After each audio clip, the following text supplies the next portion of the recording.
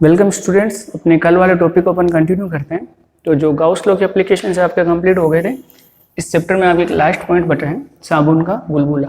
ठीक है, तो 11th क्लास में आपने पढ़ा है कि जो साबुन का बुलबुला होता है उसके अंदर एक दाब आधिक्य होता है। बाहर का जो प्रेशर है वो कौन सा है, वायुमंडलीय दाब, और अंदर जो दाब होता है वो हमेशा क्या होता है, वायुमंडलीय दाब से थोड़ा सा ज़्यादा होता है। तो जो दाब आधिक्य होता है वो कितना होता है, 4T/R। R क्या है, इस गोले की जो बुलबुला है, साबुन का बुलबुला है, उसकी त्रिज्या, और T क्या है, साबुन के बुलबुले की सतह पर जो पृष्ठ तनाव है उसकी वैल्यू है। तो जो दाब अधिक होता है वो कितना होता है, 40/R। वो हमेशा किधर होता है, बाहर की ओर होता है, क्योंकि इसका वैल्यू PS से हमेशा क्या होता है, ज़्यादा होता है। अब जैसे ही आप इस साबुन के गोले को, बुलबुले को क्या कर दोगे, चार्ज दे दोगे, पॉजिटिव हो चाहे नेगेटिव हो, तो जो भी आपने इसको चार्ज दिया है, प्लस का या माइनस का, उसकी वजह से यहाँ पे एक विद्युत दाब और बनता है, जिसकी वैल्यू अपन ने कल निकाली थी। वो कितनी थी, σ²/2ε0। ये दाब अधिक अंदर से बाहर की ओर है। अब बाहर से विद्युत क्षेत्र की वजह से, क्योंकि आपने इसको क्या दे दिया, आवेशित कर दिया, आवेशित साबुन का बुलबुला, तो इस पे ये प्रेशर कितना लगेगा, अंदर की ओर, और ये एक्सेस प्रेशर कितना लग रहा है, बाहर की ओर। तो इस पे जो नेट एक्सेस प्रेशर हो जाएगा उसको आपको इसको इसमें से क्या करना पड़ेगा, माइनस करना पड़ेगा। तो जो नेट एक्सेस प्रेशर है वो कितना हो गया, 40/R माइनस σ²/2ε0, क्योंकि ये क्या कर रहा है, अंदर की ओर इसको और प्रेशराइज कर रहा है। एटमॉस्फेयर प्रेशर से कितना ज़्यादा था, वायुमंडलीय दाब से 4T/R ज़्यादा था। जैसे आपने इसको चार्ज दिया तो अंदर की तरफ एक प्रेशर और कितना लग गया, σ²/2ε0। तो उसमें से क्या करना पड़ेगा, माइनस। तो उसमें परिणामी जो दाब अधिक बचता है वो कितना बचता है, 40/R माइनस σ²/2ε0। अब ये बुलबुला क्या करेगा, बढ़ेगा, छोटा होता है फिर धीरे धीरे क्या करता है, बढ़ता है। ठीक है, जैसे दाब अधिक है वो उसको क्या करेगा, बढ़ा के इसको बड़ा करता रहेगा। एक ऐसी स्थिति आएगी जिसके बाद बुलबुला क्या हो जाता है, फट जाता है। वो स्थिति कौन सी आती है, बैलेंस की। ठीक है, साम्य अवस्था आती है। उस स्थिति में इस पे जो परिणामी दाब अधिक है वो हमेशा कितना हो जाता है, 0। जैसे इस सतह पे परिणामी दाब अधिक कितना हो जाएगा, 0। ना तो एक्सपेंड होगा, ना कंप्रेस होगा, ना तो बुलबुला बढ़ेगा, ना आप इसको पिचका सकते हो। तो उस स्थिति में बुलबुला क्या हो जाएगा, फट जाएगा। उस स्थिति को अपन क्या बोलते हैं, साम्य अवस्था। तो साम्य अवस्था की स्थिति में आपको P एक्सेस यानी दाब अधिक को क्या करना है, 0 करना है। तो साम्य अवस्था पर, ठीक है, साम्य अवस्था पर क्या होगा, P एक्सेस 0, तो आपके पास वैल्यू क्या है, 4T/R माइनस σ²/2ε0 बराबर 0। तो फॉर्मूला क्या बन गया, 4T/R बराबर σ²/2ε0, यानी अंदर वाला दाब और इसका विद्युत दाब दोनों आपस में क्या हो जाएंगे, बराबर हो जाएंगे। तो इस स्थिति को अपन क्या बोलते हैं, साम्य अवस्था। अब इसकी हेल्प से आप क्या निकाल सकते हो, उस बुलबुले की त्रिज्या। देखो त्रिज्या कितनी होगी, क्रॉस मल्टीप्लाई कर दो, 8ε0T/σ²। आप इस पे पृष्ठ तनाव का वैल्यू भी निकाल सकते हो, कितना हो गया, σ²×R/8ε0। ठीक है, और इसका अपन क्या निकाल सकते हैं, आवेश घनत्व भी निकाल सकते हैं। वो कितना हो गया, σ बराबर 8T/R, वो भी किसमें, रूट में। T का वैल्यू निकालना तो R ऊपर चला गया, 4 नीचे आ गया। ठीक है, तो R का वैल्यू निकालना है तो 2ε0 ऊपर आ गया, और σ² कहाँ चला गया, नीचे। सिग्मा का वैल्यू निकालना है तो 2ε0 को ऊपर भेज दो और उसका क्या कर दो, अंडररूट। तो इसकी दाब अधिक के बैलेंस की हेल्प से आप कितने फॉर्मूले निकाल सकते हो, 3। बुलबुले की त्रिज्या, पृष्ठ तनाव और उसमें उपस्थित आवेश घनत्व का मान निकाल सकते हो। तो ये आपके इस चैप्टर का लास्ट पॉइंट था। आपका सेकंड चैप्टर है वो कंप्लीट हो चुका है। ठीक है, अब हम आपका नेक्स्ट चैप्टर स्टार्ट करेंगे, जो है आपका विद्युत विभव। ठीक है, विद्युत विभव के बारे में आपने 10th क्लास में पढ़ रखा है। विद्युत विभव क्या होता है, किसी भी आवेश को अनंत से किसी बिंदु तक लाने में किया गया कार्य, वो क्या कहलाता है, किसी भी आवेश को अनंत से किसी बिंदु तक लाने में किया गया कार्य क्या होता है, उस आवेश की स्थितिज ऊर्जा। वहीं पे अगर मैं एकांक आवेश जोड़ देता हूँ तो वो परिभाषा किसकी हो जाएगी, विद्युत विभव की। तो विद्युत विभव की परिभाषा क्या है, किसी इकाई धनावेश को अनंत से किसी बिंदु तक लाने में किया गया कार्य क्या कहलाता है, उस बिंदु पर विद्युत विभव के मान के बराबर कहलाता है। तो जैसे आप जो स्थितिज ऊर्जा पढ़ोगे तो उसका अपने सिंबल क्या लिया था, U। विद्युत विभव का सिंबल क्या है, V। तो अनंत से किसी भी आवेश को Q नोड को लाने में आपने जो काम किया वो कितना है, U। तो इकाई को लाने में कितना काम हो जाएगा, U/Q नोड। तो जो विभव का फॉर्मूला वो क्या होता है, U इन्फिनिटी बटे क्यू नॉट, ये विभव का फॉर्मूला है। और एक्चुअल में वास्तविक में जो स्थितिज ऊर्जा होती है वो क्या होती है? कार्य। तो आपको क्या करना है, किसी भी आवेश को अनंत से लेना है किसी बिंदु तक, जो कार्य होगा वो उसकी स्थितिज ऊर्जा होगा। वहीं पे अगर आप आवेश से डिवाइड कर दोगे यानी इकाई आवेश को लेके आओगे तो वो क्या बन जाएगी? उसकी विद्युत विभव। फिर एक दूसरा उसी के बाद आया था विद्युत विभवांतर। उसमें क्या होता है, इकाई धनावेश को एक बिंदु से दूसरे बिंदु तक ले जाने में किया गया कार्य क्या कहलाता है? उन दोनों बिंदुओं के बीच विभवांतर के बराबर कहलाता है। तो सपोज करो अपने पास दो पॉइंट है ए और बी, ठीक है। तो अगर इन दोनों के बीच में सपोज करो ए पे जो विभव है वो कितना है? वी ए, बी पे जो विभव है वो कितना है? V B. तो वी ए का जो फॉर्मूला बनेगा वो क्या बनेगा? यू ए बटा क्यू नॉट, और वी बी का फॉर्मूला क्या बनेगा? यू बी बटे क्यू नॉट। इसको आप डब्ल्यू बटे क्यू नॉट भी लिख सकते हो, क्योंकि यू एक्चुअल में क्या आपका डब्ल्यू ही है, जो भी कार्य है वही ऊर्जा के रूप में संचित होता है। तो जैसे इन दोनों के बीच में आप डिफरेंस निकालोगे, विद्युत विभव का मान निकालोगे ए और बी के बीच में, तो आप यहाँ पे क्या लिख दोगे? ए और बी के बीच में विभवांतर क्या हो गया? V B A. वो कितना हो गया? V B minus V A. तो वो कितना आ गया? U B minus U A बटे क्यू नॉट। तो इसकी हेल्प से आप क्या निकाल सकते हो?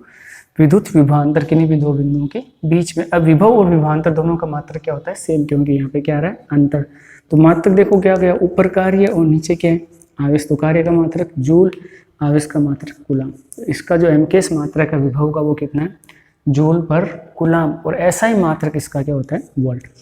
ऐसा ही मात्रक एक्चुअल में क्या होता है? शॉर्ट फॉर्म होती है।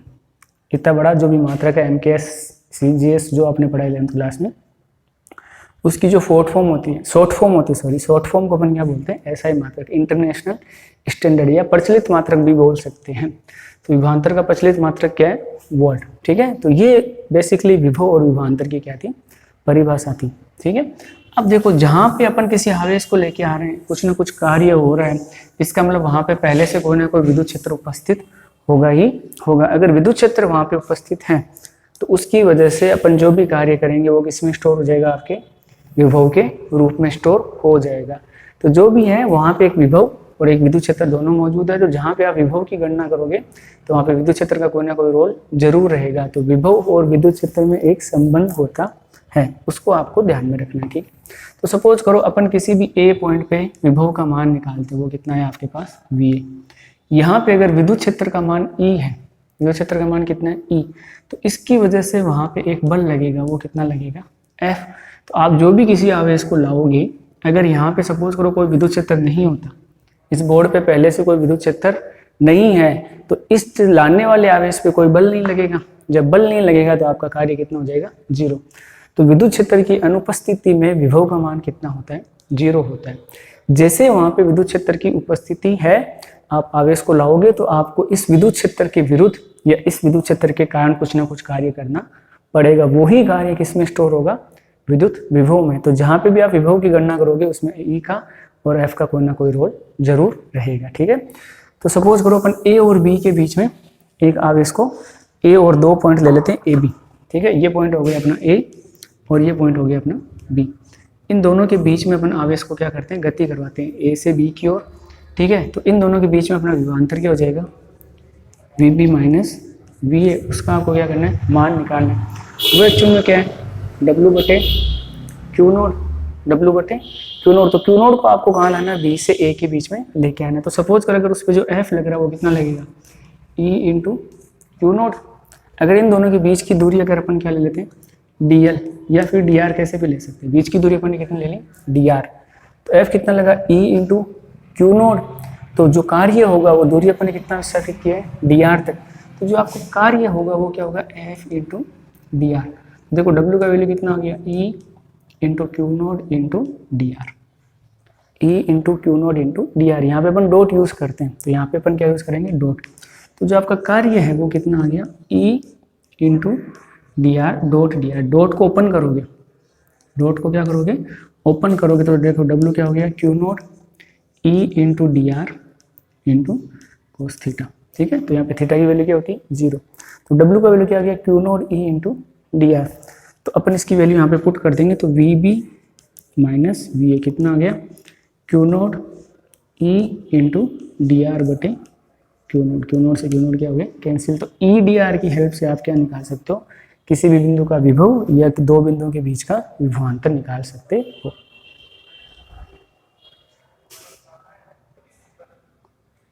ठीक है, तो ये अपन ने जो इसका वर्क डन निकाला था वो क्या था, छोटे से डिस्प्लेसमेंट के लिए था, डी आर के लिए। अगर आपको पूरा वर्क डन निकालना है तो आपको क्या करना पड़ेगा, इंटीग्रेशन करना पड़ेगा। ये चीज ध्यान रखना, विभवांतर किसके बराबर है, ई इंटू डी आर के। क्यू नोट से क्यू नोट क्या हो गया, कैंसिल आउट हो गया। तो जैसे आप विभवांतर का फॉर्मूला लगाओगे, देखो आपको क्या करना पड़ेगा, V B minus V A. तो स्मॉल डब्ल्यू आया था, उसमें क्यू नोट से डिवाइड करके अपने पास क्या आया था, ई इंटू डी आर। यहाँ पे आपको इसका क्या करना पड़ेगा, इंटीग्रेशन करना पड़ेगा, क्योंकि विद्युत क्षेत्र का मान जैसे जैसे आप पॉइंट में आगे बढ़ोगे ए से बी की ओर, तो ई का मान किस पे निर्भर करता है, आर पे निर्भर करता है। ई चेंज होगा तो उसका फोर्स भी क्या होगा, चेंज होगा। तो आपने 11वीं क्लास में पढ़ा होगा, डब्ल्यू का फॉर्मूला क्या होता है, एफ इंटू डी आर। अगर आपका एफ वेरिएबल फोर्स है, एफ क्या कर रहा है, वेरी कर रहा है, किसके अकॉर्डिंग, आर के अकॉर्डिंग, तो आप डब्ल्यू कैसे निकालते हो, integration F into D R. तो वो तो नॉर्मल प्रोसीजर बताया था आपको कि कैसे करना है। ठीक है, अगर आपका फोर्स वेरिएबल है तो ई भी क्या होगा, वेरिएबल होगा। तो इसका मतलब आप जहाँ पे भी डब्ल्यू रखोगे वहाँ पे क्या करना पड़ेगा, आपको इंटीग्रेशन करना पड़ेगा वेरिएबल फोर्स की स्थिति में। तो यहाँ पे विद्युत क्षेत्र जब आप यूज करोगे डब्ल्यू का फॉर्मूला पुट करके, तो वी बी ए माइनस क्या हो जाएगा, ए से बी की ओर, इसका आपको क्या करना पड़ेगा, समाकलन। तो ये क्या है, विभवांतर और विद्युत क्षेत्र में संबंध है। ठीक है, किस किस में संबंध है, विद्युत क्षेत्र और विभवांतर। अगर आप पर्टिकुलर पॉइंट पे रहते हैं, अपन एक पॉइंट का निकालना है, तो अपना स्टार्टिंग पॉइंट क्या हो जाएगा, अनंत। तो आपकी लिमिट क्या हो जाएगी, ए से अनंत की ओर। कहाँ से लाना है, अनंत से बिंदु ए पे लाना, तो लिमिट होगी ए से अनंत। इस फॉर्मूले की हेल्प से आप क्या निकाल सकते हो, विभव और विद्युत क्षेत्र में संबंध। तो अब जो भी अपन डेरिवेशंस पढ़ेंगे विद्युत विभव की, तो आपने जैसे पिछले सेक्शन में क्या पढ़ा था, विद्युत क्षेत्र पढ़ा था लंबे तार के कारण और गोले के कारण और शीट के कारण। तो उन सब से जब आप विभव की गणना करोगे तो आपको इस मेथड को यूज लेना है। उसके रिगार्डिंग ई के फॉर्मूले अपन ने डेराइव कर रखे थे, उन सब का विभव निकालना, तो इसी फॉर्मूले को यूज करके अपन इंटीग्रेशन कर देंगे अनंत से आर तक, जिस भी पॉइंट पे आपको लाना है। तो इस चीज को आपको थोड़ा सा ध्यान में रखना आगे की सारी डेरिवेशंस में। और ई के फॉर्मूले जो अपन ने प्रीवियस सेक्शन में पढ़े थे, प्रीवियस चैप्टर में, गोले के कारण, शीट के कारण और एक तार के कारण, उनको थोड़ा सा रिमेंबर कर लेना। इस सेक्शन में जनरली आपके विभव की गणना केवल गोले के लिए, ठोस गोला, कुचालक गोला और एक चालक गोला और खोखला गोला जो अपन ने पढ़ा था, तीनों गोलों के कारण ही आपके विभव की गणना है। तो उसमें आपको सबके ई के फॉर्मूले याद रखने पड़ेंगे। जनरली क्या होता है, के क्यू अपॉन आर स्क्वायर, उसी की हेल्प से अपन क्या निकालेंगे, उन सभी ऑब्जेक्ट का विद्युत विभव निकालेंगे। ठीक, तो आगे के सेक्शन को अपन कंटिन्यू करेंगे नेक्स्ट वीडियो में। Thank you.